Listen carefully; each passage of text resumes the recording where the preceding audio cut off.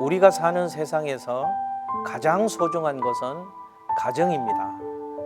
가정이 행복하면 모든 것이 행복합니다. 그러나 가정이 깨지면 돌아갈 곳이 없습니다. 그러므로 죽을 힘을 다해 가정을 위해 기도하며 가정을 지켜야 합니다. 우리 가정이 회복되는 꿈을 포기하지 말아야 합니다.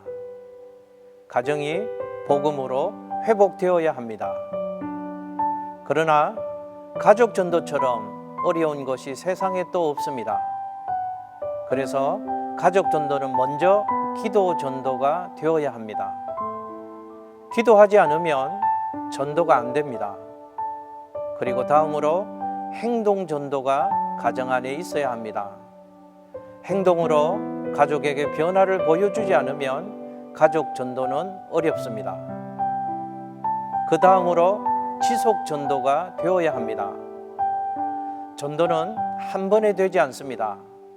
장기적이고 지속적이어야 합니다. 누군가가 가정을 위해 기도하지 않고선 이런 역사가 가정 안에 일어날 수 없는 것입니다.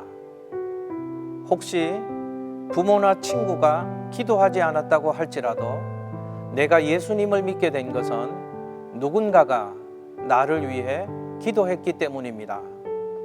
기도할 때 하나님이 역사하시는 것입니다. 하나님은 안 들어주시는 것 같아도 기억하고 계십니다. 하나님은 친구들의 믿음을 보시고 상관의 믿음을 보시고 우리의 믿음을 보시고 반드시 기도에 응답해 주시는 하나님이십니다. 누군가 가정을 위해서 기도하면 분명히 가정에 기적이 일어날 것입니다. 교회가 기도하면 우리 조국이 바뀌어지는 것입니다. 이것이 중보 기도의 능력입니다. 남편이 혹시 예수님을 믿지 않는다고 실망하지 말아야 합니다. 아내가 예수님을 믿지 않는다고 실망하지 말아야 합니다. 우리 자녀들이 지금 교회에 가지 않는다고 낙담하지 말아야 합니다. 기도해야 합니다. 믿음의 기도는 역사하는 힘이 있기 때문에 그렇습니다. 오늘날 가정의 위기는 돈이 없는 것이 아닙니다. 건강을 잃은 것이 위기가 아닙니다. 자녀가 없는 것이 위기가 아닙니다. 오늘날 가정의 위기는 기도가 없는 것입니다. 기도하는 부모와 기도하는 자녀가 있는 가정은 절대로 망하지 않을 것입니다. 가장 큰 위기의 순간은 기도를 잃어버리고 기도를 포기하는 순간입니다. 우리 주변의 가정을 보면 이혼할 수밖에 없는 심각한 일들이 많이 일어나는 가정이 있습니다. 문제가 전혀 없는 가정은 단 하나도 없습니다. 아무리 행복한 가정이라도 문제는 꼭 있는 것입니다.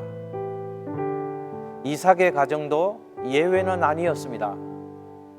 그러나 이삭은 문제에 부딪혔을 때 기도했습니다. 이삭의 이런 모습을 보면서 아주 중요한 결론 하나를 얻을 수 있습니다.